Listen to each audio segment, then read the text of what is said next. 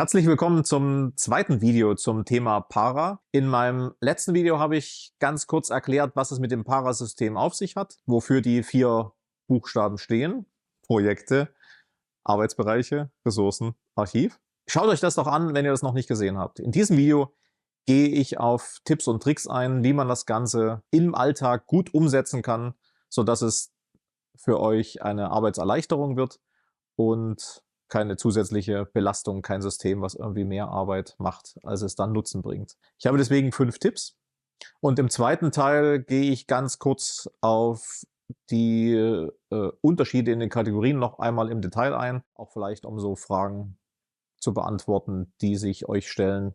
Wo ordne ich es was ein?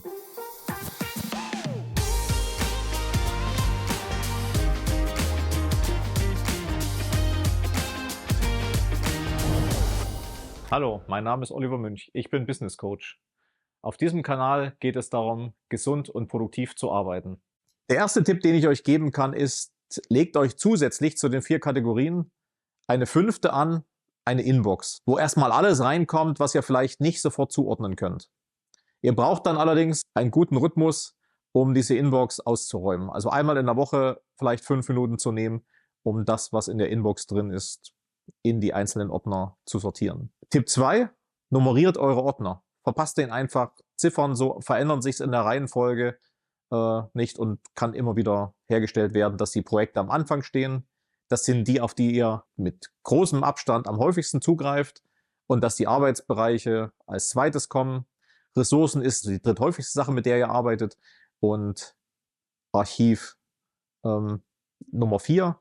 Und der Inbox, von der ich gerade gesprochen habe, die könnte sogar die Nummer 0 bekommen, dass sie immer ganz oben steht und immer für euch erreichbar ist. Tipp Nummer 3 sind Namenskonventionen. Manchmal sieht man nicht den gesamten Pfad, wo ich mich gerade befinde.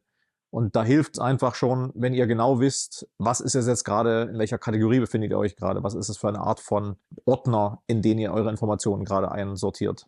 Ein Vorschlag ist, dass ihr eure Projekte mit Emojis beginnt. Das ist definitiv auch immer ein Hingucker und ihr wisst, okay, das ist gerade das, was primär wichtig ist, dass die Arbeitsbereiche mit einem Großbuchstaben beginnen und die Sachen unter den Ressourcen einfach komplett in Kleinbuchstaben geschrieben sind. So ist für euch relativ schnell ersichtlich, um welche Kategorie es sich handelt. Tipp Nummer 4. Ihr könnt hervorragend mit dem System auch offline arbeiten. Ihr wisst, dass alle Sachen, die ihr braucht, in dem Projektordner drin sind. Das heißt, wenn ihr irgendwo mal kein Internet habt, ist es ein leichtes, die Sachen lokal auf den Rechner zum Beispiel runterzuziehen. Und dann könnt ihr auch das vom Internet abtrennen. Vielleicht auch sogar als Idee, um produktiv zu sein, um sich nicht mit neuen E-Mails oder sowas abzulenken, einfach komplett in den Offline-Modus zu gehen oder in den Park raus, um gut arbeiten zu können. Und das lässt sich mit dem System halt besonders einfach machen, weil alle Sachen an einem Ort sind und ihr nicht suchen müsst. Und Tipp Nummer 5, Backups. Das ist, glaube ich, das, was mit Abstand am häufigsten übersehen wird. Egal, auf welchem Gerät ihr das habt, auf eurem Handy oder auf dem PC, eure Dateien, sucht euch eine Möglichkeit, irgendwo ein Backup zu nutzen. Ob es eins von den Cloud-Storage-Systemen ist, Google Drive, OneDrive, Dropbox, was weiß ich. Die meisten werden sowas irgendwie benutzen. Sichert eure Daten. Wie schnell ist das weg? Und es geht darum, dass ihr euch eine große Informationsquelle zusammenbaut, gerade wo alle Informationen reinkommen, die ihr irgendwie brauchen könnt. Das wäre echt schade, wenn da irgendwas damit passiert. Ihr müsst euer System natürlich auch warten. Das ist nichts, was ganz von alleine funktioniert. Das ist ähnlich wie das Aufräumen in der Wohnung. Das muss ich hin und wieder einfach mal machen. Das will ich vielleicht auch tun, um meine Arbeitsfähigkeit zu sichern. Ich habe das Para-System so ein bisschen mit meinem Vorratsschrank in der Küche verglichen.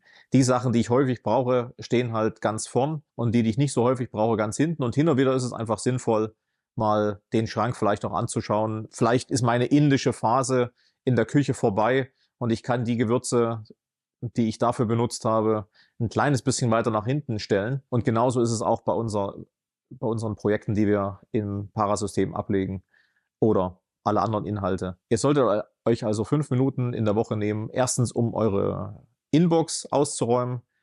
Zum Zweiten, um die Projekte, die neu dazugekommen sind, dann entsprechend anzulegen, also die Informationen aus der Inbox auch rauszuholen, in Projekte oder in Arbeitsbereiche einzuordnen oder als Ressource. Zu überlegen, sind die Projekte überhaupt noch aktuell oder müssen sie archiviert werden? Vielleicht auch über die Namen nochmal drüber schauen. Funktioniert das noch so? Ist das noch so, dass genau die Sachen in den Projekten drinstehen, die bei euch gerade auch auf der To-Do-Liste stehen? Es schadet deswegen auch nichts, die Projekte tatsächlich, wie ihr eure To-Do-Listenpunkte benennt, zu benennen. Mindestens mit einem Verb, wo klar ersichtlich ist, was ihr eigentlich tatsächlich tun wollt.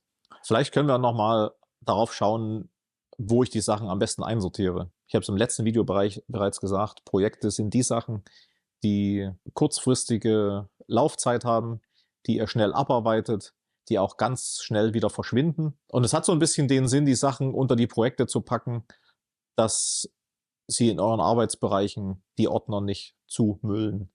Dass also Sachen, die nur für dieses konkrete Projekt da sind, dass sie da eingeordnet werden sollen. Es gibt tatsächlich zwei unterschiedliche Typen von Menschen. Die einen, die eher auf Aktionen aus sind, die also viel mehr Projekte anlegen, Sachen, die sie schnell abarbeiten können. Und wenn das eine erledigt ist, eher zum Neuen überzugehen. Die tun sich vielleicht schwer damit, die Sachen sauber unter Projekte abzulegen. Die Themen in den Arbeitsbereichen sind eher was Langfristiges. Dinge, die ich nicht abschließe, sondern die eigentlich kontinuierlich laufen. Der zweite Typus von Mensch sind die, die sich eher schwer tun, damit Sachen anzufangen, die also eher in ihren Arbeitsbereichen verharren, in den Themen und versuchen strategisch Überlegungen anzustellen, die es aber dann nicht schaffen, die Sachen in Projekte umzusetzen und erst recht dann die Projekte selbst anzugehen und abzuschließen. Ich hatte im vergangenen Video das Beispiel mit dem Marathon gebracht, auf das ich mich vorbereiten kann. Ähnliches Beispiel wäre es aber auch nochmal zu schauen, dass ich vielleicht Content Creation als einen Arbeitsbereich habe, zum Beispiel wenn man YouTube-Videos dreht und das aber ein konkretes Video, ein konkretes Thema, was ich gerade bearbeite, das wäre also ein Projekt und dann habe ich unterschiedlich viele Projekte, die ich dann ablege, während alle Überlegungen, vielleicht auch meine Content-Strategie, die ich habe, eher zum Arbeitsbereich gehört und da auch abgelegt sein soll. Oder Geld für den Urlaub sparen ist halt ein konkretes Projekt, vielleicht auch den Urlaub buchen und durchplanen, während generell Finanzen oder Gesundheit ein Arbeitsbereich sind, an dem wir kontinuierlich arbeiten. Es ist also nicht nur die Fristigkeit des Themas, wann ist es abgeschlossen, wann ist es vielleicht sogar fällig, sondern auch eine Art der Herangehensweise. Ist es etwas, womit wir uns kontinuierlich beschäftigen oder sind es kurzfristige Dinge, die auch eine ganz andere Herangehensweise brauchen? Die zweite Unterscheidung, wo wir nochmal drauf schauen sollten, wären Ressourcen und Arbeitsbereiche. Da ist es so, dass tatsächlich beide Themen in beiden Sachen drinstecken können. Die Unterscheidung ist hier nur darin, dass Arbeitsbereich etwas ist, was zu meiner alltäglichen Arbeit dazugehört, während unter Ressourcen entweder Sachen drunter liegen, die ich an Informationen ablege, mit denen ich selber nicht arbeite. Zum Beispiel, wenn ich als Content Creator unterwegs bin, könnte dort meine Sammlung an Fotos liegen, die ich immer wieder mal heranziehen kann, wenn ich sie für einen Post brauche. Oder es sind Hobbys, Sachen, für die ich mich irgendwie interessiere, für die ich Informationen zusammensammle. Wenn ich angefangen habe zu programmieren, das aber eigentlich nicht mein wirklicher Arbeitsbereich ist und ich packe alles zum Thema Programmieren dann unter meine Ressourcen, dass es alles an einer Stelle liegt. Und wie gesagt, diese Bereiche und die Ressourcen, es kann passieren, dass die auch ihren Ort wechseln. Also dass aus einem Arbeitsbereich dann auch wieder eine Ressource wird, wenn sie vom Job zum Hobby wird oder auch andersrum, dass ich aus meinem Programmierhobby auf einmal einen Job mache und dann verschiebe ich die Sachen einfach. Und wenn ihr euch an die Namenskonvention haltet, benenne sie dann entsprechend um. Die Ressourcen sind also ein großer Datenfundus, wo ihr Beispiele ablegt, Bilder, vielleicht auch Best Practices von irgendwas. Und das Archiv ist alles an Informationen, die gerade nicht mehr relevant sind. Das können Hobbys sein, denen ihr nicht mehr nachgeht. Das können Arbeitsbereiche sein, die sich erledigt haben für euch, weil ihr nicht mehr in dem Bereich unterwegs seid. Oder das sind halt Projekte, die ihr abgeschlossen habt. Das Ganze ist kein statisches System. Ihr müsst also beachten, das lebt und das muss auch leben. Das heißt, ihr müsst euch damit auch beschäftigen und das Archiv zum Beispiel kann eine unglaubliche Quelle von Inspiration sein. Wenn ihr zu einem Thema was sucht, geht über das Archiv drüber. Ein Großteil wird sicherlich hoffentlich auch die Suchfunktion benutzen, die man dann hervorragend dafür einsetzen kann, um nach Schlagwörtern zu suchen. Also es geht gar nicht darum, dass ich alle Informationen sauber ablege, aber auch wirklich in den einzelnen Ordnern, die ihr habt, überlegt euch, wie ihr die Sachen benennen wollt, so dass ich sie wiederfinden kann. Erst recht, wenn ich vielleicht Eifer des Gefechts etwas in meine Inbox reinpacke, dass ich mir dann überlege, okay, worum handelt es sich denn eigentlich?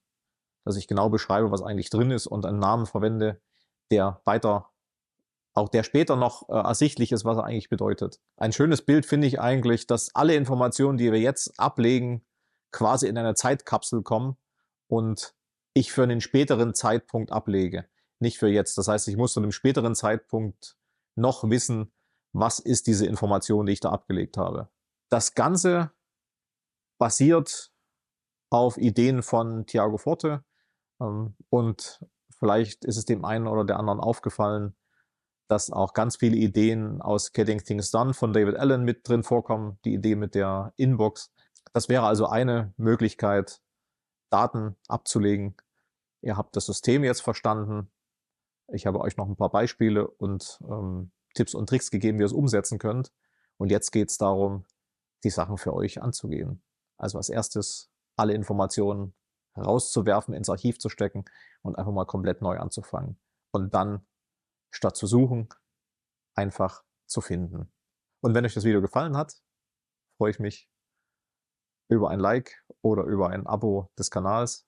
In den Kommentaren würde mich interessieren, ob ihr euch an dem System schon mal versucht habt, ob ihr es einsetzt oder ob sich daraus auch Fragen ergeben, auf die ich dann vielleicht später einmal eingehen kann.